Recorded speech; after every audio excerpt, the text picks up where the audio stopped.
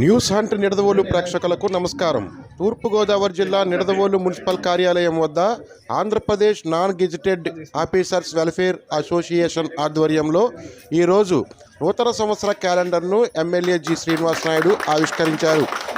ఈ కార్యక్రమంలో AP NGO president K Nandibabu, treasurer G Rambabu, municipal RI CH Venkateswara Rao, నీటిపారుదల శాఖ అధికారి Manikyala Rao, sub treasury officer G Appa Rao, B Kishore, ARK Subrahmanyam, K Nageswara Rao తదితరులు పాల్గొన్నారు.